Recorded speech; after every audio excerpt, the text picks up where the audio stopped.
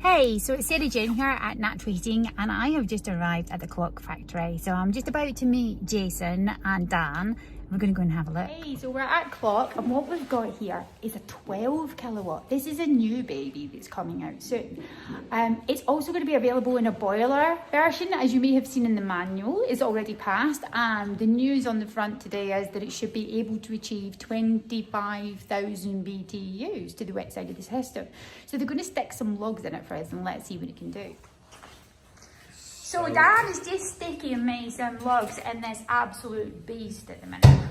Now it is essentially an 8 kilowatt stove door, but on a mega chuffing enormous body, it really is huge.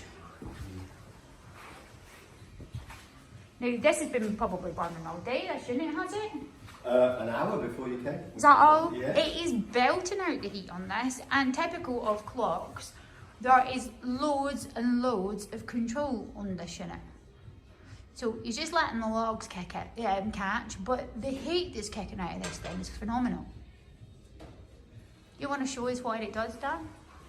It might not because they've just lit, but we can hear it. It's already down. It was already on low when I just put those Right, logs you want to straight fire in. it up. Well, it's still going to go down a bit, but if you fire her up so we can get her up to... I mean, it absolutely belts it out. It's like a furnace. You can't even stand near that thing when you're in front of it.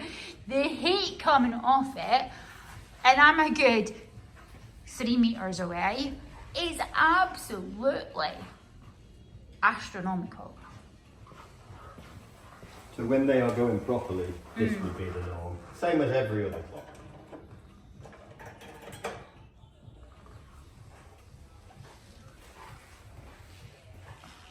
So as you can see, it's coming into check really quickly, and you can see what the air intakes at the back are all kicked into action. But it's got a beautiful flame, and it will easily take a ½ metre long log in there. It's got a big internal firebox. And you can see the tapered edges on the side that have been cut to an angle. Really soften the look of the front. And really, it is one big ass burner. Telling me is this is a standard 900 square opening, so 3 foot square. And don't forget, well, this one, is it going to be 500 clearance or 375 above that? No. Don't know yet. Don't know yet. Just need to double check that last Well, bit. it's early days because it's not released yet. This is a new one and it's still going through all the We processes. want showrooms July, August, readily available September. You better put me down for a couple, huh? Well, that's always good news, isn't it? Yes, definitely. Say what I'm about to say. It's true, this looks normal and it's big from small from back there, but when you see how diddy the double-sided looks compared to that monster, really is huge, isn't it? Right, so we're at the Clock factory, and this is Dan from Clock, and Jason and Matt, who's going to show us his laser machines. So yeah, let's go have a look. So we're going this way. They've all got the Clock jumpers on. I'm a bit left out. Even Jason's got a Clock jumper on too. I say they brought mine, but it's got holes in it.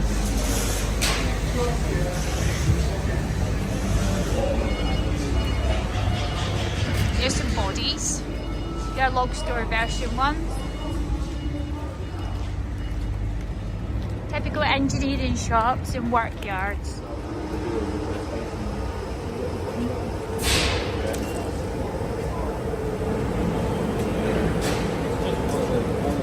As you can see, we've got 2 lasers here and we've got another laser in the other unit. So we've got a 4 kilowatt, a 6 kilowatt and 12 kilowatt. Right. All fibre lasers, so much better than the CO2 that used to be around. Right.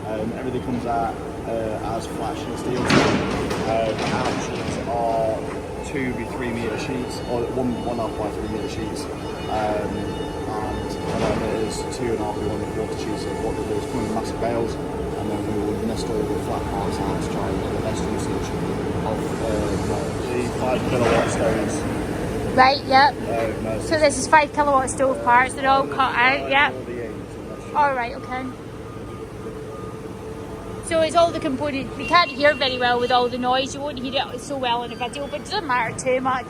So you can see all those different parts in here. They're all getting laser cut for production. This is all the cutting patterns that we do to Right, yeah. get the best use of the machines. Yep. And then they all go in there. These are the bodies for the 5 kilo log boxes. Yeah. Yeah. So what we do is we make them in batches. We currently are in process of making the double wood stoves. The 5 kilowatts are next, and then we move on to the inset stoves. So we work out a schedule of all the different varieties that we want to be making. Yeah. I was saying with James before we came here, and it's actually incredibly important for people that want to buy clocks, is clearance distance to combustibles for wooden beams. James says perfectly happy with 375mm of clocks, which, given a lot of the industry and the speculation, is actually saying 750 the minute you do a haircut. 375 on a clock above a beam is lovely distance to be able to have a traditionally, because nobody really wants these rubbishy fake clocks. They don't look real, even if they are, they're just not nice, are they? So the fact that you guys have got a terrific clearance that you're happy with above is a huge deal for a user that wants a real wood in the property, because I wouldn't want a fake one.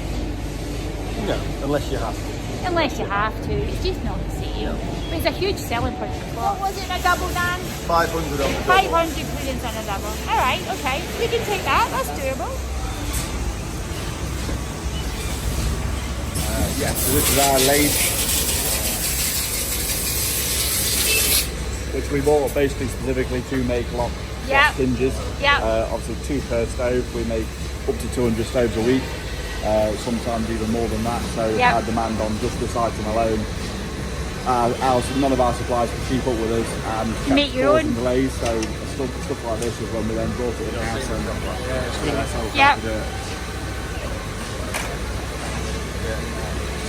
just loading a double into the shot blaster. Oh right.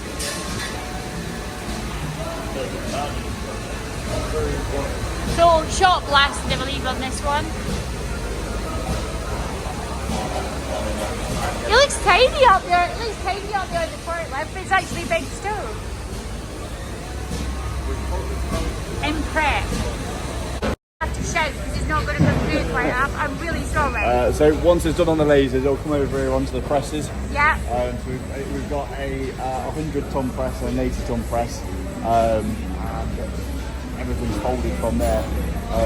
We've all got Fistronics to match our lasers, and then all the programs are all matched as well. Like the bodies and bits. Yep.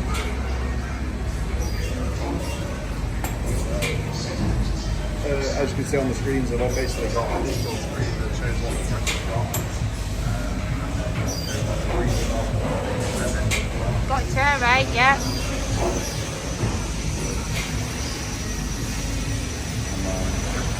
Basically around the loading base.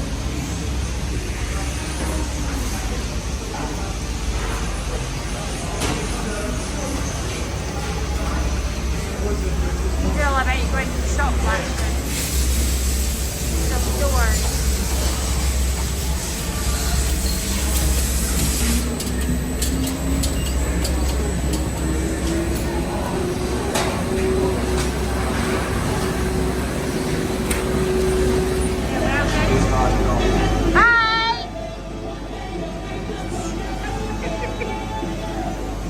So you do, you're making all your parts basically for it.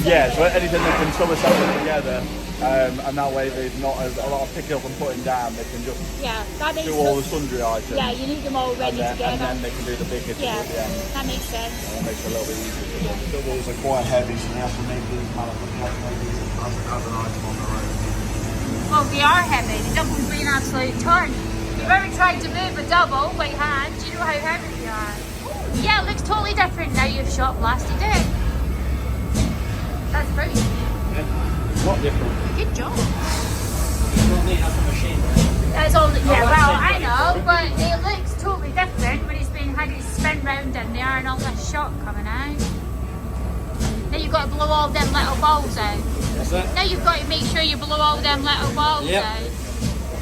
have the first round, then we've got second round before it gets painted, and then together they'll spray it out again to make sure there's no more. Yeah. So, well, occasionally you find them, but yeah. In and out, like. They get everywhere. So as he's got it hung up, we're just giving it another quick blast to try and get rid of any more of the sort of smell through. Yeah. Obviously this is all hung up on a dedicated line that is for 20 degrees all day, every day. Right. And then you spray them in here. Yeah, so these are all wet spray on a pressurised tank that literally just does the metallic paint on every stove.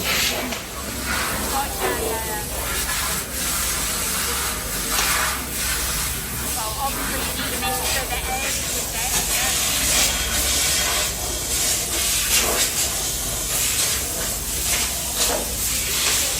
They're like tiny hung up there, whereas the other actual thing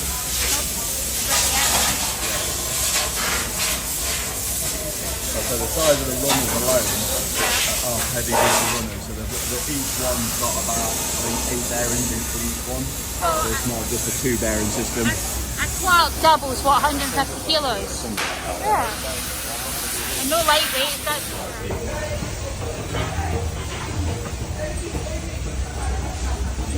I will put bits together and see what it does.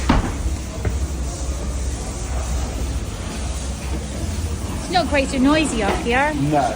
But we hear you better. So these guys are just drilling and tapping all the castings as we are. Yeah. So they're currently doing all the blinds on the back that will fix all the glass in place. And then we have a drill that's dedicated for getting the right positioning for the pins on the side. Yep. We'll do these in batches as whatever they've been delivered from the casting company just to manage the weight. These will then go downstairs for wet shot blasting and wet spraying just to prep them. And then they'll come back upstairs where we've got a dedicated table where they're doing all the So your pre-assembly as well. vermiculite liners and your door handles. The gears. Yes, the gears. The gears. All goes well. And the dials. I mean, that is just what makes a clock a clock. Is these? That is just clock. Exactly. These guys are prepping double siding. Put them together at the moment. Hi! Hi! These are all in various different states of build, haven't been printed, and all they have to go upside down to get the air controls put on.